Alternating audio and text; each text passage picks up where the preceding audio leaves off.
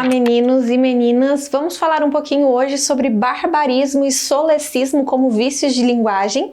Este é o tema da nossa aula. Eu sou a professora Maria Beatriz de Língua Portuguesa aqui do canal Brasil Escola. E se você ainda não é inscrito, aproveite para se inscrever agora mesmo e ativar o sininho de notificação. Dando continuidade às nossas aulas sobre vícios de linguagem, precisamos entender que os desvios, muitas vezes, acontecem quanto à utilização de algumas palavras nos enunciados. Quando falamos em níveis fonológicos, morfológicos e semânticos, nós nos referimos ao barbarismo como um vício de linguagem. Aproveite para já iniciar a aula anotando a sua definição. Como falamos, correspondem aos desvios linguísticos que ocorrem em níveis fonéticos, morfológicos e semânticos pelo uso incorreto de algumas palavras em um enunciado. Começamos então falando sobre os desvios em níveis fonéticos. Nesse caso, os vícios de linguagem ocorrem em relação à pronúncia, em relação à acentuação, à grafia ou à flexão de algumas palavras nas construções frasais. Nesse contexto de categorização dos desvios que consideram-se vícios de linguagem, nós podemos apresentar a silabada como um desvio referente ao deslocamento do acento tônico no emprego de algumas palavras. Por exemplo, gratuito, fortuito, intuito, circuito. Perceba que em todas essas palavras eu tenho um ditongo cuja vogal é U. Há um ditongo, então, decrescente, gratuito e não gratuito, fortuito e não fortuito. Viu só? Quando na pronúncia nós deslocamos esse acento tônico para a letra I, nós temos ali um desvio em relação à fonologia. Nós temos um vício de linguagem. Atenção aqui quando nos referimos à palavra fluido, né? Fluido como um substantivo ou como um adjetivo segue a mesma regra das palavras que falamos há pouco. Fluido, mas como uma desinência verbal, como uma forma verbal, nós temos acentuado, fluido. Espero que a reunião tenha fluído bem. E quanto a essa palavrinha que aparece aqui na tela, como se pronuncia? Normalmente fala-se rúbrica, como se houvesse um acento tônico na primeira letra U, mas o correto é rubrica. O gerente conferiu sua rubrica. E ainda no contexto fonético, nós podemos categorizar a cacoépia como um vício de linguagem. Ocorre quando há uma percepção incorreta quanto à pronúncia de alguns fonemas de palavras. Por exemplo, a palavra problema pronuncia-se corretamente dessa maneira.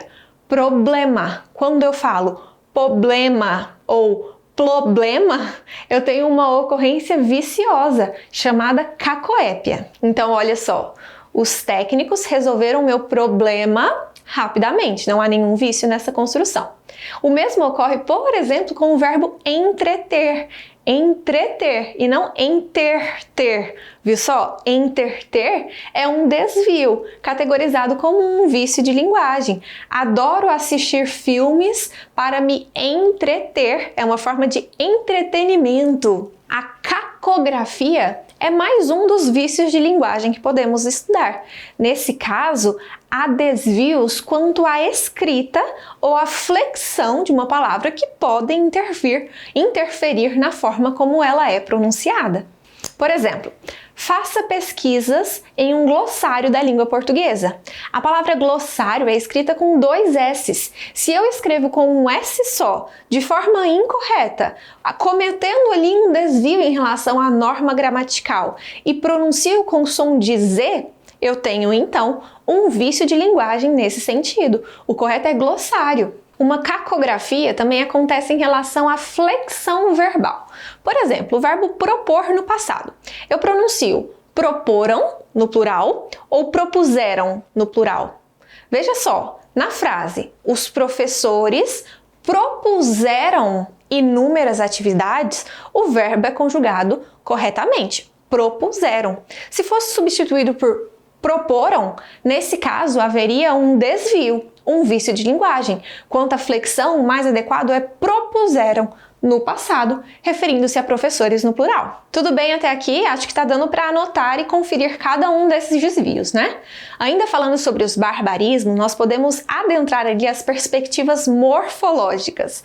Por exemplo, aluguei uma casa mais maior em relação à que morava antes. Nesse caso, o mais maior é desnecessário. Uma casa maior em relação à que morava antes já é suficiente. O acréscimo do mais corresponde a um vício de linguagem em âmbito morfológico. É um barbarismo. E olha só que curioso, o barbarismo pode se manifestar em nível semântico.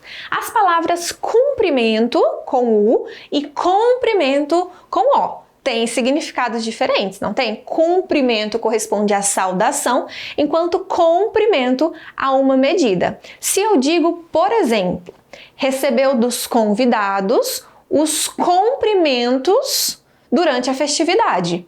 Faz sentido? Existe nesse caso um vício de linguagem, porque não faz sentido algum que eu receba dos convidados cumprimentos. Na verdade, o que se recebe são cumprimentos, saudações. Essas palavras parônimas realmente nos confundem sempre, né? Muitas vezes em que as utilizamos. Por exemplo, as palavras tráfego e tráfico são muito próximas, mas possuem significados distintos, né?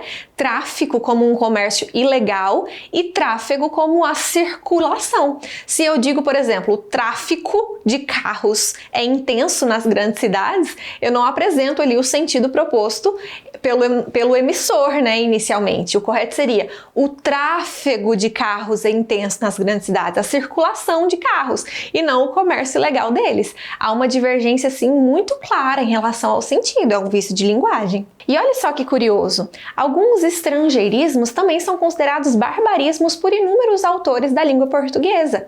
Nesse caso, nós precisamos nos atentar se as palavras de língua estrangeira que nós utilizamos cotidianamente possuem a sua correspondente na língua portuguesa. E como que eu descubro isso? Existe o vocabulário ortográfico da língua portuguesa, o VOLP, que tem ali os registros formais pela Academia Brasileira de Letras, que nos mostram se algumas palavras estrangeiras são ou não apropriadas na nossa língua brasileira, certo? Por exemplo, gourmet, hot dog, coffee break, feedback, call, todas essas palavras são originalmente de língua inglesa, mas são apropriadas cotidianamente em contextos majoritariamente informais, a maior parte delas não registrada no nosso vocabulário. Mas olha só que curioso, provavelmente na internet você já se deparou com o verbo tuitar, escrito dessa maneira aqui. Dessa maneira, não há registros na língua portuguesa.